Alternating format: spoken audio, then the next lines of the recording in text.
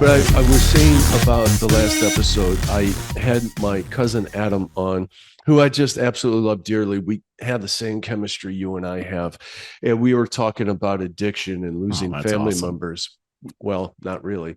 Um, so he lost his brother, my younger cousin, 3 years ago. Mm, Last year, on mm. Lisa's side of the family, we lost Jack, and the circumstances were absolutely parallel.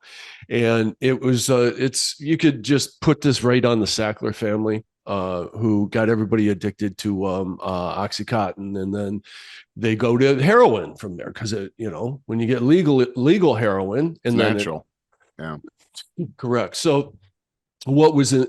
So it wasn't a podcast where we're just wallowing in that. We actually were talking about productive stuff. One of the things that I found very moving that Adam talked about, his regrets about kind of sort of blaming our cousin David, his younger brother, for the addiction. Like, hey man, this is your doing, this is under your control. And only later realizing that we talked a lot about the genetic disposition, the gene, the addiction gene. And I would say both Adam, my cousin, and Jack on Lisa's side both had the addiction gene. And as soon as they smoked their first joint or drank their first beer, it was off to the races. They were chasing the dragon. Mm. And you know what happens? They go through multiple instances of recovery. And then when they relapse, they try to do the same old dose that they used to with no tolerance, and they OD. So we talked about how our families handled it differently. On the one hand, talking about my aunt think about that, man. Mother realizing she has to let go. She can't Mm. take any more calls for money and manipulation and stuff like that. And on the other side of the family, there was a lot of blame. And when you think about being blamed by other family members for this person's death, overdosing, I Can't can't, imagine that. dude, No. I don't have words strong enough for the No. condemnation of that Mm, mm, toxicity. mm. And people that blame are the ones that need to take a good hard look in the mirror. I mean, that is a horrible trait. Yeah. Yeah, you're right. It's a, Yeah. I think No, there's a lot of there's a lot of fallen human nature going on in that whole thing too. It's just, we want to be able to justify ourselves all the time. And if we have a family member that's like this, we don't want it to be our fault. And that starts a whole psychosis right there. And it's a sad, sad state of affairs. Everyone's a victim. Everyone dude, becomes a victim. everything you said right there was absolutely perfect. I couldn't have said that better. Thank you for those words. You're absolutely right.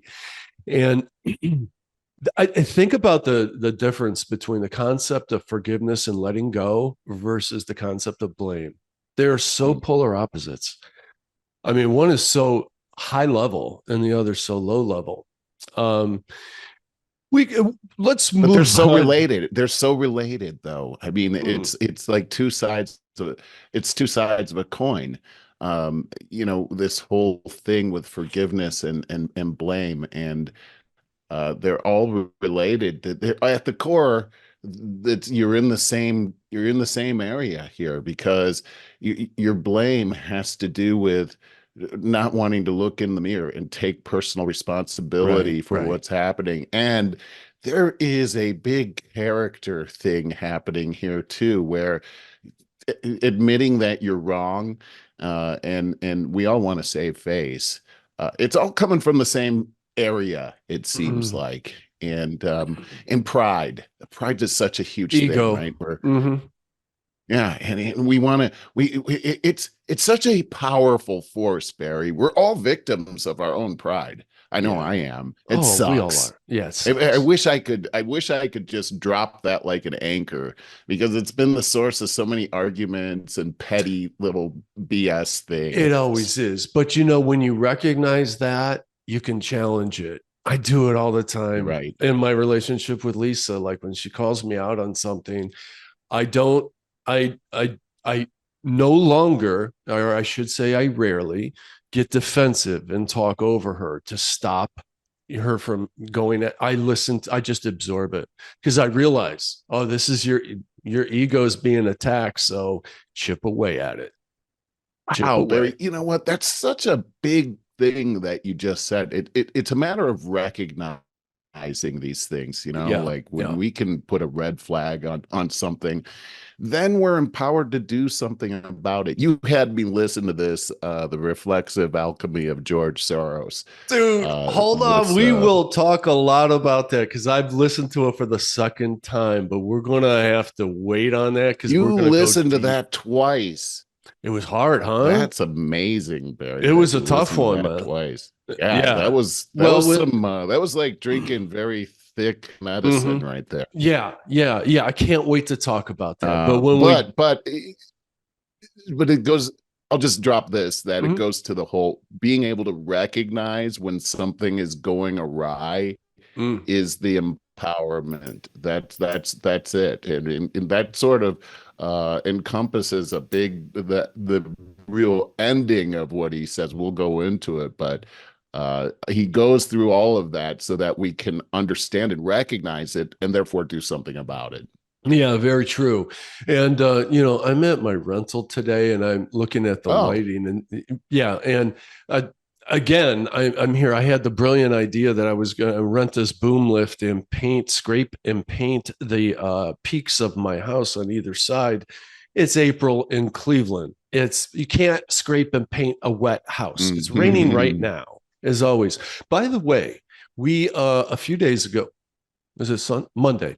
We had the eclipse here, and Oh yeah, you were right in the center of the path. That's right. yeah, yeah, like Okay, that must have been really pretty neat. at the leading up to it, everybody's talking about it forever. All my dog walking friends and all that. And I'm like, dude, it's April in Cleveland. You're not going to see it. It's just going to get dark, and Yeah, then it's going to get light. We had the most dark beautiful, clouds. dude. We had the most beautiful day. It was beautiful. It was gorgeous, and Oh, so I'm so last minute, glad. Lisa and I are talking about it. Last minute, it's that morning, and it's like, all right, let's take a half hour off of work. Let's go in the backyard. Check this out. I guess I have to find these glasses so that we can see the thing, right? You can't even use sunglasses. It's just too bright. You'll kill your eyes. And everywhere I look, no more glasses. So I'm like, okay, well, dude, I went to Walmart. I went online. Walmart's got them. Went to Walmart. The power was out. The store was closed. Like, I guess we're You're not meant kidding to me. get What? these glasses. That's weird. Oh, it's so weird. So Ah, I'm driving home, and I go past the Cleveland Heights Library. A lady on the corner passing out glasses. She's like, "Here, I need two pair. Here you go." I didn't even have to get out of my car. So we got the glasses, and we were not like, who cares? It's like big deal. The sun goes behind the moon. No, it was cool as hell, man. It was so wild. And like as it started getting I dark, no, go as ahead. it started getting dark, the birds started chirping. And then when it got dark at Yes. 3:15 in the afternoon, they stopped chirping. And it was just really bizarre. And it wasn't like regular dawn dark. I mean, it was like a different kind of getting dark that I've never seen before, like with a tint. Lisa said, do you think it was like a greenish tint? No, not greenish, but it was different. I don't know. Anyways, it was very cool. And it only I happens know once every exactly what you're 50 years. talking about. Do you? Well, Yeah. and so we're here in Phoenix. I actually was working out on my porch Mm, during the eclipse, and so we I we probably had about a 3/4 cover mm, of the sun. mm.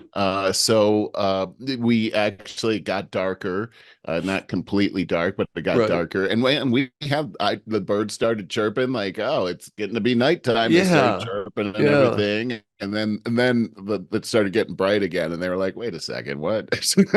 So Right. they seem, but I mean, the birds seem, it's really weird. The morning of the eclipse, because it started around 11:20 here.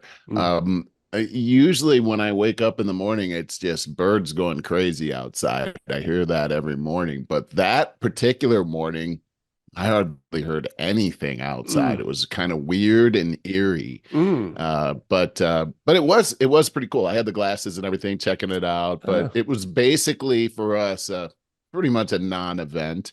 It I was understood. cool seeing everything get dim, and I know what you're talking about a different kind of darkness. Hmm. Can't really describe it really, but Same. Yeah. the Same. lighting is very, very different. You know what it kind of reminded me of is I've I didn't really experience this when I lived in Cleveland, but in Colorado and California, forest fires, when that smoke coverage Ah, would cover above and yeah. then the sun shining through that, it was just a different kind of Hmm. sunlight. And it kind of Totally reminded relate. me of that. Yeah. Totally relate. All right, guys. Leading into the show, I just want to tell you, Merle, I got a lot of really fun stuff to talk about. I'm just going to run through Oh, a few. cool. If you want Yeah. to share something, I want to talk about Norfolk Southern agrees to pay $600 million to East Palestine, Ohio, for that train I development. saw that. Yeah. Finally, something happened, dude. Listen to this one, because you haven't heard this. 25-year NPR editor Yuri Berliner calls out NPR for its wokeness, how it just I lost its. heard about that too. Did Yeah. you? Oh, how about the Yeah. launching of Yeah. Main Street Media? Not Main Street, Huh? but Merritt Street Media, Dr. Phil's new network. It is launched. We'll go through that. Dr. Phil is on fire, man. Dude, isn't he? And you know what? We had an interesting conversation. You and I were in agreement about having mixed feelings about him, because he was kind of a sellout early, Yes. sellout to the Yeah. psychology profession, because he would just bring these people on his show to make fun of them and get the audience to Like clap. destroy him. Yeah, exactly. But It's just then like he just totally destroyed that guy. yeah, no. So he ate a lot of lives, but he's been really redeeming himself. We'll talk about that more in just a little bit. I Also, agree. I okay. agree. Also, we got to talk about the Soros thing, and finally, I ran across yesterday. I got a message, one of those alerts on my phone, Facebook, about this thing called Strong Towns. And we'll talk about that later, because I'm not sure what that's about. I'm not sure if it's a really great thing or if it's priming us for 15-minute cities. But we'll talk about that a little bit. I got a lot of shares. I pull up a lot of web pages and stuff. Do you have anything else in particular that you want to add that we're going to talk about here? 10 reasons to keep your camera on when you're in these meetings. And I found this pretty interesting on LinkedIn. And in business today, you notice that not everybody uses their camera. We talked about this before, and how people are afraid to use their cameras and everything, but there's such a big deal about people being able to see your face I when think it's you're important. communicating. I think it's super important. And there's evidence out there that, especially if you're doing business on video, that it is very, very important for you to use that resource, and don't shirk that. People will trust you more. They will For feel sure. much more comfortable with you because you're not because you're being yourself. And you know what? I cannot pull that article up. So we're That's probably fine. going to have to pull that up next time, but we can still talk through it. Mhm. Yeah, I don't understand. I mean, I guess I understand why people would not want to use their cameras. I have this one client that never uses her camera, and every time she comes into a meeting, she says the same thing, that, oh, I'm having some technical difficulties and my camera doesn't Yes, work. And she seems like a really nice person, but I feel like there's something missing in our relationship for sure. because I've never actually seen her before. Oh, you've never seen her. I've actually gone out to the site and to visit with her and her team. And the day that I went out there, they had a family emergency and she couldn't be there. So she's sort of like Charlie from Charlie's Angels to me. I can never get to see That's her face. funny. Oh, yeah, there's a lot to that. Okay, there's a lot to that. For one, I know knowing, Lisa has been virtual since COVID. That was a great thing to come out of it. And I absolutely love that we work together in the same house during the day. But for most That is women, cool. it's a big freaking deal to get ready if you have to Yes. appear, even if it's Zoom, but especially if you have to do it in person. Mm-hmm. For you and I don't know, we can run some water over our heads or something. We're fine. We don't care. But most women take a lot of time to get ready. And I bet you that's her main thing is she just doesn't want to get ready, take that time and all that. But I think so it is different for men and women, but I think it's a huge disservice to the people that you're communicating with. And it's the same thing. I started the podcast apologizing for our production difficulties of the last couple of weeks because I respect the audience. Every time I bring somebody on, I say, for the love of God, at least have earbuds. Respect, dude. When I listen to podcasts and they're just a guest is talking through their computer speakers, I just think how disrespectful you are to those listeners.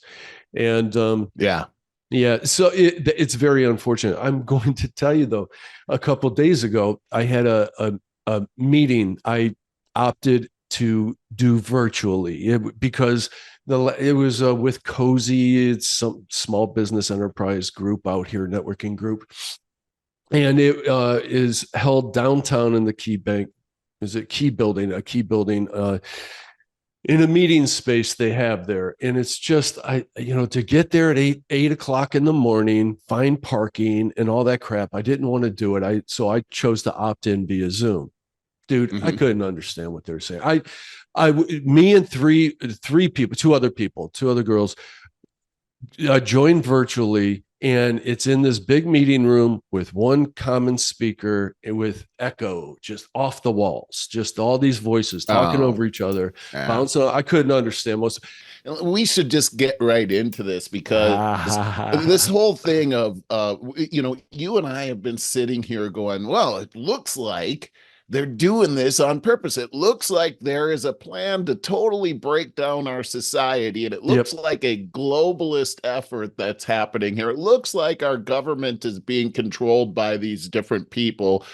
And lo and behold, that's exactly what the plan is. So you turned me on to this thing. Go ahead. Oh, yeah. And I want to say that it's James Lindsey. His podcast is called New Discourses. And we found him, dude, we put so much together here in the last month or so.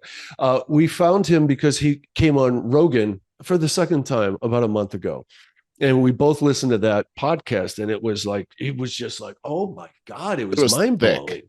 It was mind-blowing and it was thick. I have a summary of it that I can read real quick. Please, I think it puts everything into perspective because it's a big ball of wax that's kind of hard to wrap your arms around, but I think this succinctly puts into a short paragraph what this person is talking about. Is the New Discourses podcast with James Lindsey, episode 138. George Soros has a theory of change, and his goal is to make and move history.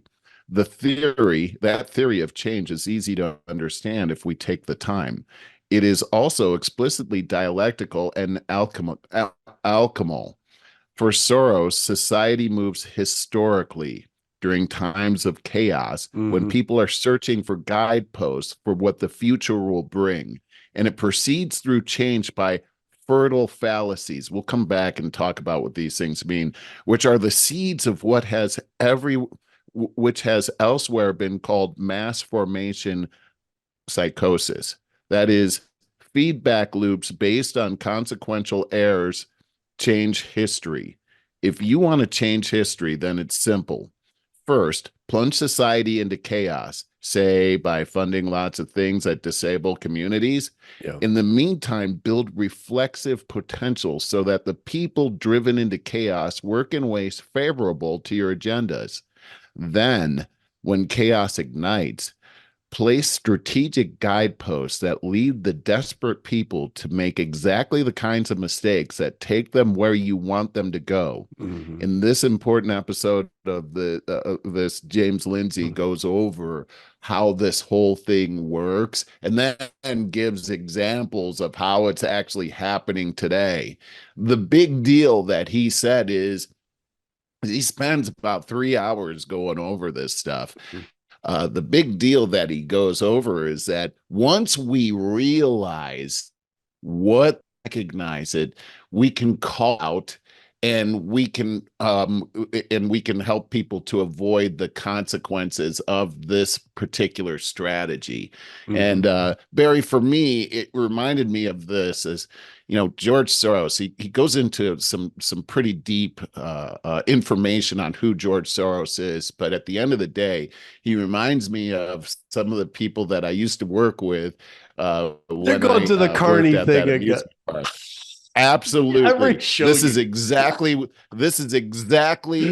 that is. That whole mass formation psychosis is that you plant the seed in them that they need to have this, that this is what's going to give them happiness, and everything, all the signs, everything leads them to believe this false premise. What is it called here? It's called a fertile fallacy. The fertile fallacy is a lie wrapped up in truth. Yes, you can win this, but it's a piece of crap. It's cheap. It's not going to give you happiness. But you think that, and you spend all your money and effort trying to get that. Your whole emotion is wrapped around this. You bring your family into this whole thing. You spend all your money and you leave upset. But it's the carny that milked all that money out of you, and you don't even understand that that's what just happened to you. But once you understand, hey, these guys have tricks. They have tricks, and here's how the tricks work, because they're manipulating you. Nobody wants to be manipulated. And once they understand what the tactics of manipulation are, they can avoid it. Not only that, they can mock it, and they can totally disable that from happening. What I heard in that whole episode is a strategy of how we can prevent this terrible and evil track that George Soros has us on, from actually, we can stop him in his tracks because of his extreme vulnerabilities, especially around his God complex. Anyhow, so we'll go there, but I want to back up. This was my overall, but go ahead, Barry. Yeah, I want to back up. I think we need a little more grounding, a little more foundation up front here. And first of all, do you have that episode? You said the episode number, I believe, and it was called. And the title of it. The title is The Reflexive Alchemy of George Soros, and it's based on his book, which was The Alchemy of Finance, that was written in 1991. Okay, now that's really important. Thank you for that. And so what James Lindsey points out is how Soros made his money in the beginning, and he did it by shorting stocks.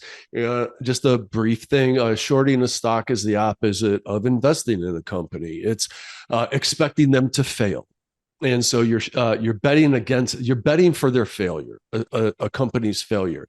So it's really right there, in my opinion, kind of an evil way to go about. It's underhanded. Business. It's very underhanded. It's a good way to put it. You want them to fail, right? Well, not only that, you orchestrate their failure. So he got successful and he made a name for himself, and now people listen to him. And so what he does is he looks for a very successful company. He starts putting out the propaganda about how they're going to fail. And so what happens is that people start listening to him, and there's a snowball effect. This is the reflexive part of, you just mentioned, reflexivity. Reflexivity, yes. And this is the reflexive part. So he creates the disaster, and then he profits from it. And he views America as an overvalued commodity at the country, as it's just overvalued. And he's betting against it. He's doing the exact same thing with this country that he's done with stocks. And he's just put all of his propaganda out there, and he's put a lot of things in place, like the paid for DAs that put the crime back out on the street, DEI, gets the racism, gets the race card every chance he gets. He inflames the racist policies of this country to bet against it, because what he wants in the end, in his mind, we're going to get to this God thing in a minute, because we're going to talk about that for a minute. But he wants his society, Open Society Foundation is his group. And by the way, if you think he's going to die in a few minutes, yeah, but his son is carrying the torch. So it's continuing unless we shut this down. But his Open Society Foundation, he doesn't want any borders. He wants one government in this world. And you know what, dude? A lot of what he says actually sounds appealing. It's like Marxism sounds appealing. Right. Yep. You know, and it very much is Marxism, but he says he's not Marxist because he wants to give society, he wants to give everybody a chance to participate into what the new government is going to be. That's the part that sounds good. That sounds really good, right? Like, we all get to participate, until you understand that his strategy involves chaos. And chaos is what actually causes these changes to have we talked about guideposts to direct people into the areas that profit him the most. And so this is really what the whole open society is, sort of a misnomer here, because he says that it's open, and his whole thing is about the reason he's doing all of these things is because of his whole premise around open society and what that actually means. And the reason that he's against all these Western countries like the United States is that we actually live in a closed society. Mm-hmm. Our society we've got borders, as Barry just said, but we also have the open borders. We have the dollar, and the dollar is supreme in the world. And so we have advantages here in the United States that other people in other countries don't have advantage of, because they're not under the dollar. His ideal is that everybody would be under a digital currency that's run by a world central bank. Mm-hmm. That way they have control over this so-called open society, and nothing stands in their way like a strong United States that can inject their own opinion in their own way. This eliminates this. This is very biblical, by the way. The Bible actually says that this is all going to happen, and you can see how this whole explanation that we listened to in this podcast lines right up with all of these other prophecies that are in the Bible as well, which is very interesting when you start to look at George Soros's God complex. Oh, let's talk about that a bit. And I want to mention too, James Lindsey thinks he's a demon. Thinks that Soros is a demon. I don't think he's a demon. I don't think people can be demons, but I do believe that people can be highly influenced by demons. Well, the Bible makes that very clear, and we've seen that. Well, he's definitely a high-level narcissist. And Lisa and I talked about this, and it was really interesting, our conversation, because the blessing of narcissism is, think about that, dude. You have no anxiety. You have no critical self-criticism. You are just, you're a sociopath. You have no feelings, and you have no empathy. And so you have no imposter syndrome. So you have no impediment to the amount of things that you believe you can do. Dude, if I had no impediments for the amount of things, I would be George Soros, in my opinion. Yeah. I think you're right. This is the absolute power corrupts absolutely, right? That's what we're looking at here. And as a result of his life, he actually believes that he's some sort type of a god, and that he has proven to himself that he is some sort of a god by the things he's been able to do to change history. Mhm. And he sees himself as a history changer, as a savior of sorts. And this is how he justifies all of his behavior. He also believes that it could be a sickness that he actually has. So at least he's real about Wait a that. minute. But the He's got fact is, mental illness throughout his family. Go so ahead. this guy has a total God complex. He wants to That's control everybody. right. He has a reason for doing that. He's thought that has been a god ever since he was a child. He had fantasies of Yep. omnipotence as a child. He's evolved in that whole thing on omnipotence because he says of himself that he cannot predict with 100% accuracy where the market is going. So therefore, as a god, he doesn't have omnipotence because gods can't have omnipotence. That means knowing everything, according to George Soros, since he doesn't know everything. And this is his reflexivity. This is how he actually thinks. And reflexivity is a very interesting concept with him. And what it means is that if you believe something to be true, then you'll act in that way, causing results to prove that whatever you believed was true. In other words, you make your own reality, and reality is only a function of what you believe. So And there really aren't any facts. let's put some real nuts and bolts to that. Why he believes that? Because if you believe a stock is going to go up, you're going to behave in a way that will make the stock go up. In other words, you're going to buy it. You think the stock's going to go up, you're buying it. So we make the stock go up. Now, if you think the stock is going to fall, you're going to behave in a way that's going to make the stock fall. That's how he made his all of his wealth. So you put This the is propaganda out. reflexivity. Yes. Mm-hmm. Yeah. This is his That's whole theory of reflexivity, which is based on almost a circular logic where A creates B, but B also creates A.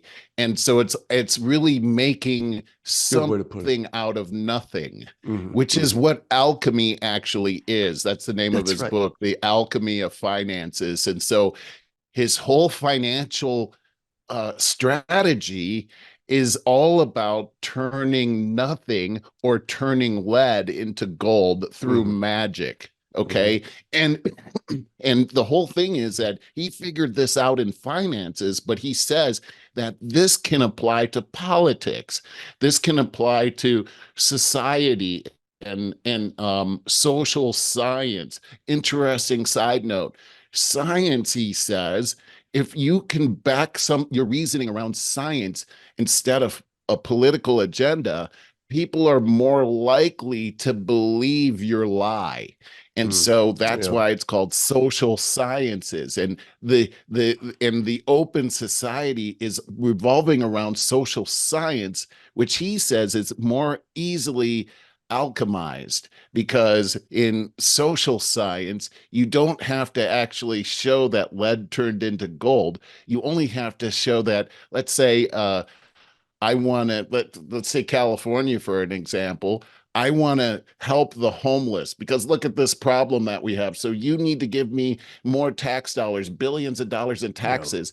And I'm going to turn this lead into gold by telling you, after I steal all the money, that homelessness has actually gone down, or lives have actually improved for the homeless. It's not that the homeless have disappeared, but the lives of the homeless have improved. So Yeah. therefore, victory. This is all part of the alchemy. And you didn't actually get any results. You got the perception of results. That's George Soros's whole thing. That's what's made him so powerful. And that's how he's actually working to take over this entire world, Yeah. which is not an understatement. No, it's not an understatement. And I do know that with his open society philosophy, that if he shakes things up and creates a war, civil war, whatever, what will transpire from that would be authoritarianism for sure. It would be the end of democracy as we know it. Oh for yeah, sure. absolutely. That's Now, his whole thing is about that. Go ahead. yeah. Now, this is what I find interesting is you and I are always trying to peel back the layers of the onion and figure things out. Remember, I think it was our last podcast. I was like, man, I want to make a flow chart, like an FBI flow chart of who these players are that in the Yeah, we world were that talking are, about that. yeah, yeah. And in these short 2 weeks since that, I recognize that there's not like it's not like one new world order. It's not one deep state. There's not. George Soros is a different player. They're all doing, everyone's trying. There's a lot of high level powerful players that are vying for world domination. It's not Yes, there. that's true. Yeah, there's not one new world order. There's the hedge funds. I think Soros is at odds with the hedge funds, but they're also doing the same damn things. Well, see, now this is what's so interesting about the whole God complex thing, because look, in the Bible, the Satan wants to usurp God. He wants to take God's position. And that's what gets him cast out of heaven. He was Lucifer, the angel of light, and then thinks that he's better than God, that he's going to take over, and just tries to act like God and gets cast out. So that's the spirit of Satan, which seems to be the spirit of what George Soros is saying, is that, hey, I'm just going to take over and be God, and as God, I'm going to dictate what values are. I'm going to dictate what morals are.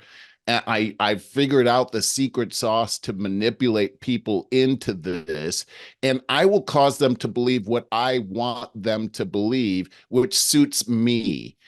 And that is a very satanic Let me ask type you of an something. attitude. Go ahead. From biblically, would this play out as if and when Jesus Christ, or I should say God, comes to earth and takes his followers back to heaven, Yes. and the rest of the world is left to Satan? Would that be Soros? Well, it could Is that be. how this is looking to play out from your point of view? Not necessarily George Soros. I see the spirit of Antichrist in George Soros, I but I don't see. know that he is the I Antichrist. see. But here's the thing is, and this is why I say, the person, and what was the guy's name? The person that did the podcast? James Lindsey. He's James brilliant. Lindsey was saying that Jeez. he's a demon. Mm-hmm. And I can see why he's saying that. I think he's demonically influenced just because he has this whole spirit of Satan, which is to be God to the world. Mm-hmm. And that is exactly what Satan's desire is. And I think that a lot of these guys, these very rich people that are now subject to absolute power, corrupts absolutely, are in that, they have that same thing inside of their heart. They're not necessarily working together, but there is an invisible hand, which is Satan, that is dictating and influencing them, much like George Soros, his strategy, and influencing them in the same direction at the same time. You know what's They don't really realize that that's happening, but George Soros is using a strategy on the rest of the people that's identical to the strategy that Satan is using on them. Do you see what I'm saying? I do. And it's interesting. We always talk about absolute power corrupts absolutely. And you can, degrees of power give you degrees of corruption. What is corruption? It's kind of evil. There's just it's like power. I think what we need to realize as a human species is that power is a magnet for evil doing. I mean, Google used to, up until 5 years ago, their motto, their slogan was do no evil. They don't have that as a slogan Power anymore. isn't necessarily Barry. I only have 10 minutes, and I feel like this sucks, and we're Yeah. not going to be able to get this done in 10 minutes. So I feel like I don't know what to do, but we I, gotta, I feel like we need to come back to this. I think I could edit this up quite a bit and have like half of a really good podcast, I think. Here's what I think we should do is we should try to wrap up the show right now. So that way, if it's possible to edit it, then you can, and you can use our, and we've at least concluded the show instead of just stop. Hey, so again, we're sorry. I'm going to put the best show together I can from this. But please, if you're persuaded to sign up, put over 50 starting over. And you can get all this magic to your email box as it happens. Please go to YouTube and subscribe and give us a like, because, I mean, who wouldn't want to take in this every week? Yeah, right. And go to Apple Podcasts. Hey, catch us on Spotify. I always underestimate the power of Spotify. There, it's a big platform. We're there in video, so if you like it, I like, and leave comments too. We love your comments. If we want to know you're out there. Maybe not on this episode. Maybe not on this episode.